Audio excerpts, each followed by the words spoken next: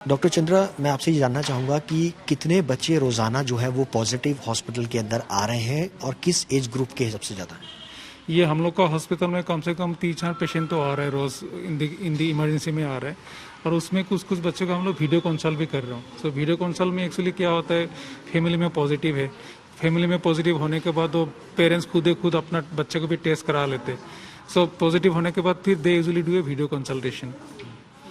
इसके अलावा ये किस एज ग्रुप के सबसे ज़्यादा बच्चे जो हैं वो सामने आ रहे हैं? तो अभी हम लोग के पास जितना पेशेंट आ रहा है, ये एज ग्रुप आप पकड़ लो, कम से कम 2 साल से शुरू होकर 15 साल 17 साल तक आ रहा है ये पेशेंट। और यूजुअली अभी जो सिम्टम्स हो रहा है, इतना सीवियर सिम्टम्स नहीं हो रहा है। तो बिगिनिंग होता है काफ एंड कोल्ड लेके, हाई ग्रेड फीवर लेके, और किसी किसी का थोड़ा सा जुकाम हो रहा है, शरीर जुकाम हो रहा है, लूज मोशन हो रहा है, वॉमिटिंग भी हो रहा है ये इस बार।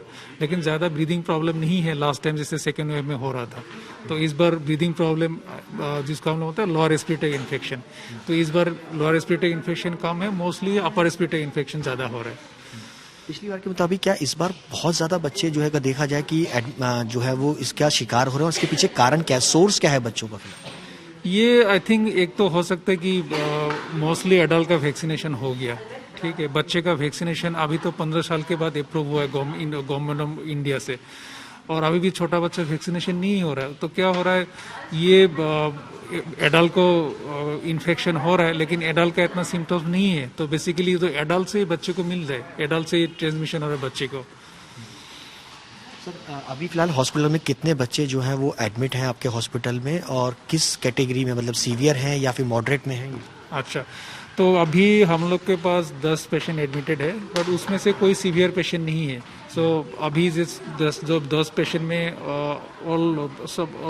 सब पेशेंट वार्ड में एडमिटेड है, और किसी का कोई एडवांस सपोर्ट का जरूरत नहीं पड़ रहा है। उन लोग को ऑक्सीजन का भी जरूरत नहीं पड़ रहा है।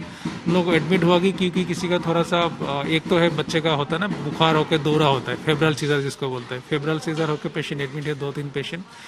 और कुछ पेशेंट एडमिट हुआ है, ये थोड़ा सा हुइजिंग करके, और जैसे कि ये थोड़ा सा आवाज़ हो गया जिसको हम लोग क्रूक बोलते हैं मेडिकल टर्म में, तो इसके लिए एडमिट हुआ है। अदरवाइज कोई सीरियस प्रॉब्लम नहीं है जितना पेशेंट एडमिट हुआ है अभी तक। एक सवाल ये भी है कि क्या लगता है कि 15 साल के बच्चों का वैक्सीनेशन शुरू हो चुका है, अब सरकार को इसके नीचे वाले बच्चों का भी अब सोचने की जरूरत है, क्योंकि जिस तरीके से बच्चे पॉजिटिव आ रहे हैं, क्या जरूरत है अब इन बच्चों को भी वैक्सीनेशन जब होना चाहिए? हाँ, ये आई थिंक हम लोग सोचना ज़रूरत है। अभी जैसे बच्चे का भी शुरू हो गया 15 साल के ऊपर, लेकिन हम अभी ट्रेंड जैसे देख रहा हूँ, छोटा बच्चे को भी ये कोरोना इन्फेक्शन हो रहा है। तो हमारे तरफ से आई थिंक ये छोटा बच्चे को भी एटलीस्ट मोर देन 5 ईयर्स बच्चे को भी वैक्सीनेशन होना ज़रूरी है, जितना जल्दी हो सके। तो अभी है ना, कोई डाटा सामने नहीं आ पा रहा बच्चों का, क्या लगता है कि सरकार को इस डाटा सामने लाना चाहिए और इसके साथ साथ बच्चों को लेकर के प्रिकॉशंस सरकार को बताने चाहिए लोगों के बीच में? बिल्कुल, कुछ कंट्री में, बाहर का देश में ऑलरेडी शुरू हो गया छोटे बच्चे को भी। और मेरे ख्याल से जैसे कि 15 साल के ऊपर बच्चे को लगेगा, उससे भी हम लोग को कुछ एविडेंस मिलेगा, डाटा के मिलेगा। आई थिंक नेक्स्ट फेज में हम लोग ये छोटा बच्चे को वैक्सीनेशन होना चाहिए। और इसके अलावा क्या बच्चों को प्रिकॉशंस इस वक्त रखनी चाहिए घरों में लोगों को, ताकि बच्चे इन्फेक्टेड ना हो?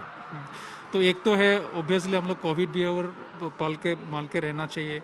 और कोई एडल्ट पेशेंट इन्फेक्शन होने के बाद जब पता चले कि कोविड इन्फेक्टेड है, उसको बच्चे के थोड़ा सा आइसोलेट होना ज़रूरी है।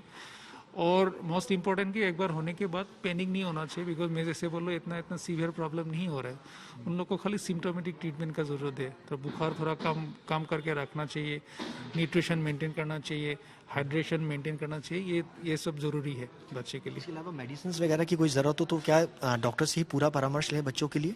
बिल्कुल, अपना मेडिसिन लेना नहीं चाहिए। मेडिसिन लेने से पहले डॉक्टर के साथ सारा एडवाइस लेना ज़रूरी है, क्योंकि कभी कभी होता है पेशेंट को कोविड पॉजिटिव है, लेकिन पेशेंट को दूसरा प्रॉब्लम भी मतलब साथ रह सकता है। तो इसीलिए डॉक्टर का एडवाइस लेना ज़रूरी है। जानकारी के मुताबिक पिछले कुछ दिनों में दिल्ली के सरकारी और प्राइवेट अस्पताल में रोजाना 4 से 5 बच्चे कोरोना संक्रमण के सामने आ रहे हैं।